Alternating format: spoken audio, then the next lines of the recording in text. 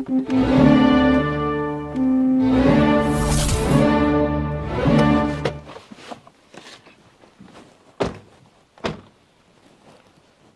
ओए, हट सामने से।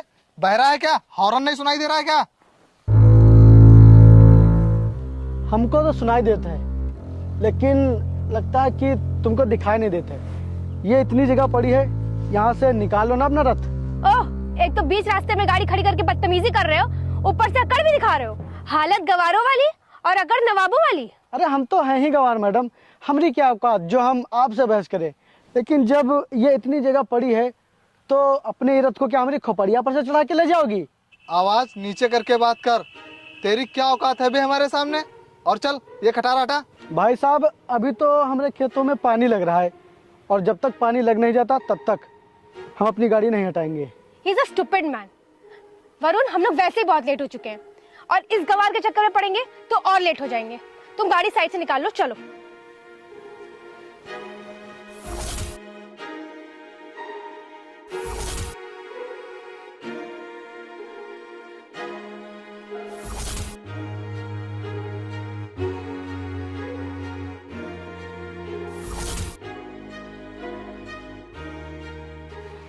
अंजलि, अभी तक तुम्हारे भैया नहीं आए?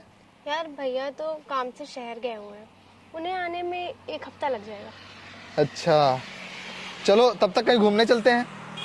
चलो, मैं तुम्हें अपने भैया की खेत दिखाती हूँ।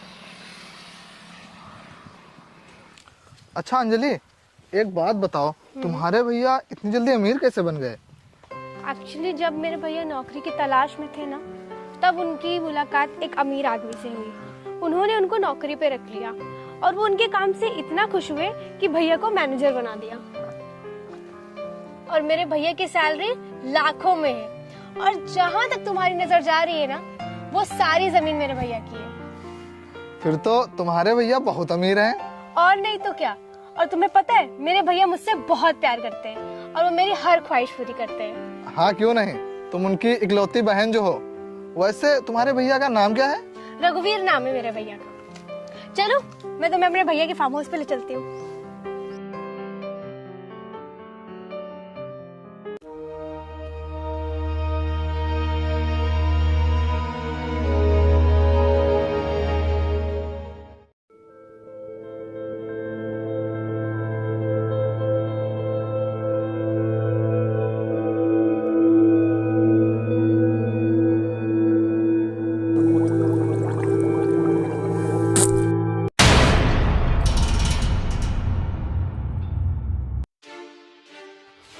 अरे मैडम जी, एक काम माफ कर दीजिए, इसने आपको देखा नहीं।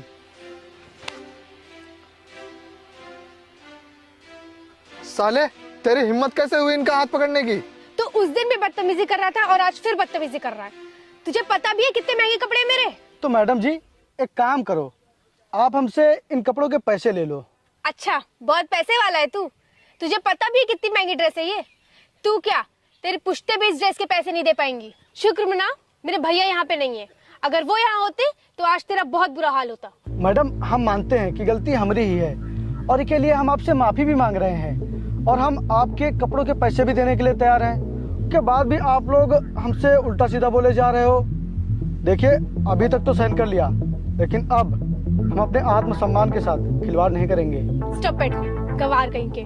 मेरे भैया को आने दो, फिर तुझे बताती हूँ। चलो वरुण।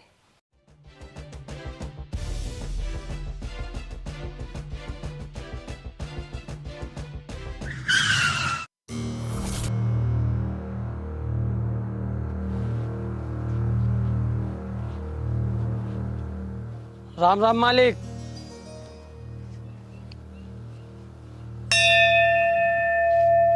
राम राम। बताओ रघुवीर। मालिक, आपको वो राजेंद्र त्रिपाठी याद है? कौन राजेंद्र? अरे वही जिसने अपनी बहन की शादी का बहाना बनाकर आपसे 2 लाख का कर्जा लिया था। अच्छा वो, हाँ याद है, बताओ। मालिक, उसने अपनी जमीन बेची है। मैं उससे ब्याज सहित पैसे लेने गया था, लेकिन उसने पैसे देने से साफ मना कर दिया है, और वो कह रहा था किसी की औकात नहीं जो मुझसे पैसे ले सके। अच्छा, पैसा आते ही घमंड सर पर चढ़ गया उसके। अभी वो कुछ दिन पहले हमारे पैर पकड़कर पैसे मांग रहा था, वो सब भूल गया। लगता है कि खबर लेनी पड़ेगी। चलो जरा आओ।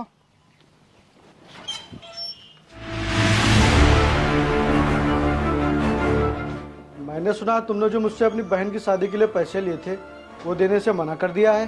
हाँ, तुमने सही सुना है। और अब मैं कोई पैसे वैसे नहीं दूंगा। चलो निकल जाओ यहाँ से। लगता है तुम वो दिन भूल गए जब मेरे सामने हाथ जोड़कर अपनी बहन की शादी के लिए पैसे मांग रहे थे। तब पूरे गांव में तुम्हारी किसी ने मदद नहीं की थी सिवाय मेरे। मैं तुमसे आखिरी बार कह रहा हूँ, पैसे दे रहे हो कि नहीं? मैं वो सब नहीं जानता। अब मैं पैसे वैसे नहीं दूंगा। जरा फिर से कहना है लाइन।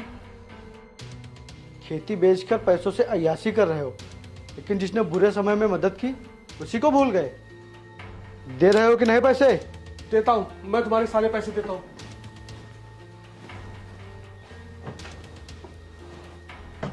ये रहे तुम्हारे सारे पैसे।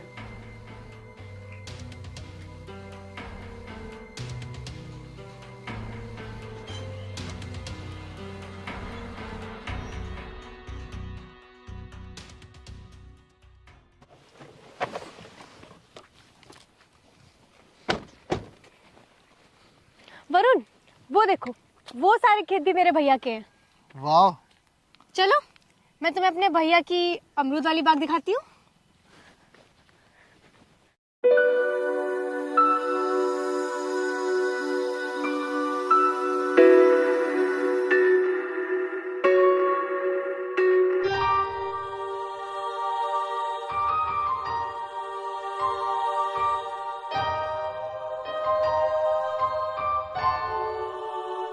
अबे छोड़ से।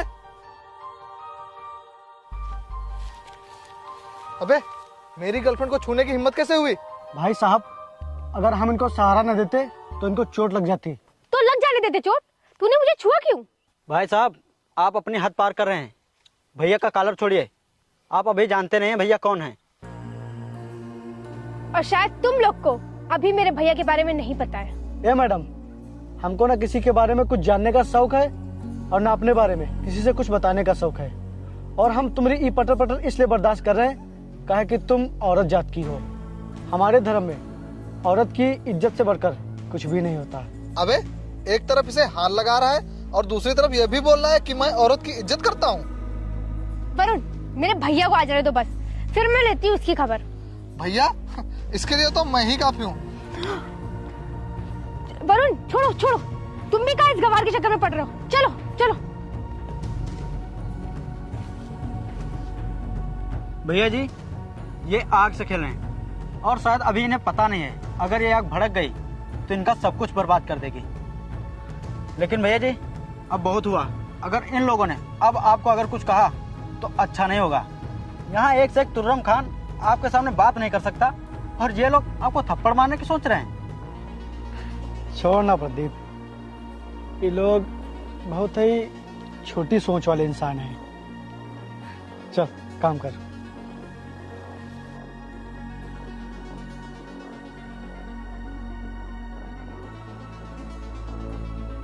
भाई साहब, आप टेंशन क्यों ले रहे हैं? आपका काम हो जाएगा। मैं जुबान का बहुत पक्का आदमी हूँ। फोटो भेजो उसकी। वो मेरी आंखों के सामने है। ये काम तुम अभी आके करो। हम उसे अपने सामने पिटते हुए देखना चाहते हैं। तो फिर उसके लिए 2 गुना पैसा लगेगा। ठीक है, मिल जाएंगे। मैं लोकेशन सेंड कर रहा हूँ, तुम अभी आके इसकी खबर लो। ठीक है।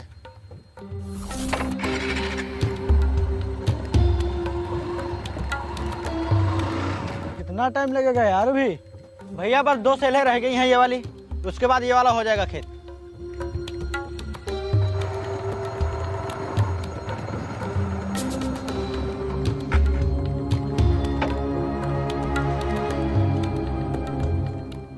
क्यों बे, बहुत गुंडई दिखा रहा है?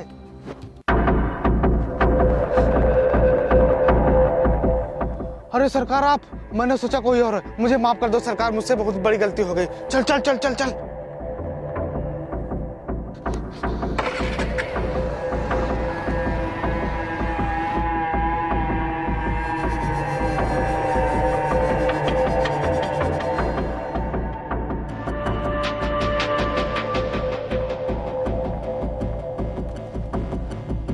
भैया जी, ये कारनामा इन्हीं लोगों का है।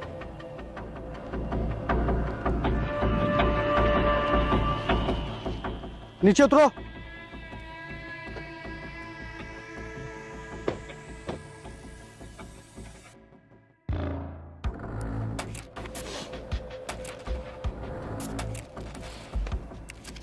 हम सोच रहे थे कि तुम लोग अब सुधर जाओ, लेकिन ना, कुत्ते की तुम भला कभी सीधी हो सकती है क्या? और ये जो तुम भाड़े के गुंडे लाए थे ना हमको मारने के लिए, ये सब चेले हैं हमरे। और तुम लोगों के सिर्फ कपड़े ही महंगे हैं बस। सोच तो बहुत ही सस्ती है, बहुत ही। अगर इसके आगे तूने कुछ बोला ना तो मैं अपने भैया को बुला लूंगी और फिर तू बच नहीं पाएगा। कौन सुरवीर है रे तोर भाई? चल बुला, आज मुलाकात कर ही लेते हैं तेरे सुरवीर भाई से।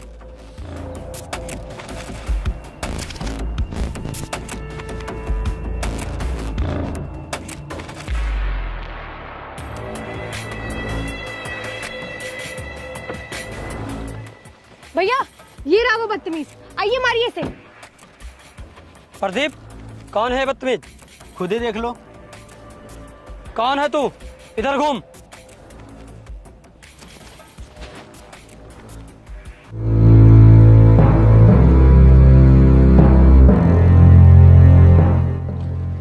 मालिक, आप माफ करना मालिक, मैंने आपको देखा नहीं, मुझसे बहुत बड़ी गलती हो गई मालिक।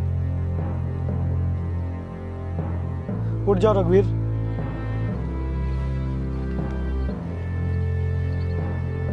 तुम पागल हो क्या? तुम्हें पता भी है ये कौन है? कौन है भैया? जब मैं नौकरी के लिए इधर उधर भटक रहा था तब मालिक ने ही मुझे सहारा दिया था।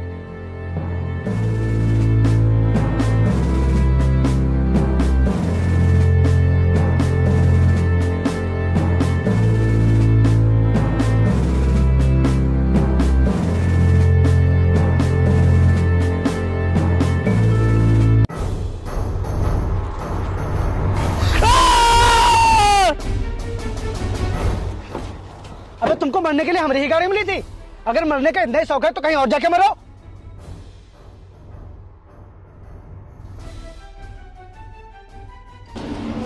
ये तो सच में जा रहा है।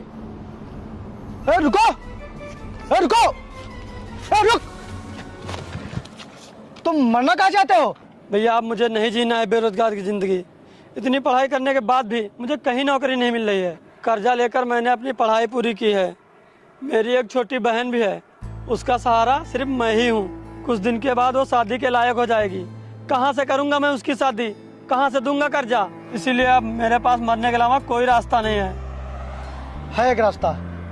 अब तुम्हारा कर्जा भी उतरेगा और तुम अपनी बहन का सहारा भी बन पाओगे। वो कैसे?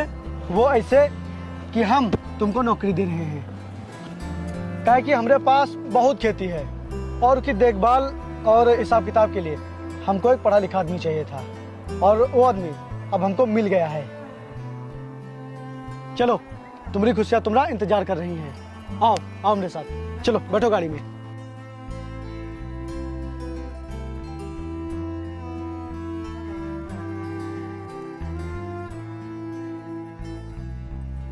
लेकिन भैया, आप तो कह रहे थे ये सारी जमीनें अपनी है। अपनी नहीं है बहन, मैं तो सिर्फ इनकी देखभाल करता हूँ। ये सारी जमीनें मालिक की हैं और तुमने मालिक से बदतमीजी करके बहुत बड़ी गलती की है। भैया, इनके पहनावे की वजह से मैं इन्हें समझ नहीं पाई थी। तुम इनके पहनावे और रहन सहन पे मत जाओ। मालिक का अंदाज ही ऐसा है। आज तक मैंने जितनी भी तुम्हारी ख्वाहिशें पूरी की है वो सब मालिक की देन है। मैं मालिक को भगवान से बढ़कर मानता हूँ और तुम मेरे भगवान से बदतमीजी कर रही थी। चलो, मालिक से माफी मांगो। सॉरी सर, मुझे माफ कर दीजिए। हाँ सर, मुझे भी माफ कर दीजिए, हम लोग आपको पहचान नहीं सके। हमने तुम्हारी बातों को कभी दिल पर लिया ही नहीं, काहे कि हमें पहले ही पता चल गया था कि तुम रघुवीर की बहन हो। ये जो तुम्हारा भाई है ना, ये बहुत मेहनती है। ये हमसे हरदम कहता रहता है कि मालिक, हमारी एक छुटकी बहन है, हम उससे बहुत प्यार करते हैं, उसको हम दुनिया की हर खुशी देना चाहते हैं। लेकिन तुम तो अपने भाई के एकदम उल्टा निकली। भैया, तुम लोगों की बकवास इसलिए बर्दाश्त कर रहे थे क्योंकि तुम रघुवीर भैया की बहन हो, वरना जो हाथ तुमने उठाया था भैया को ऊपर मारने के लिए, उसका इस्तेमाल फिर तुम कभी नहीं कर पाते। तुम शहर के लोग चाहे जितनी भी कोशिश कर लो, लेकिन हम गांव वालों से कभी किसी चीज़ में आगे नहीं जा सकते, फिर चाहे वो पढ़ाई लिखाई हो या इज्जत और संस्कार। रघुवीर, इन लोगों को शहर वापस भेज दो, कहे कि ये लोग यहाँ गांव में रहने के लायक नहीं हैं। जी मालिक। चलो तुम लोग अब यहाँ कभी मत आना, चलो।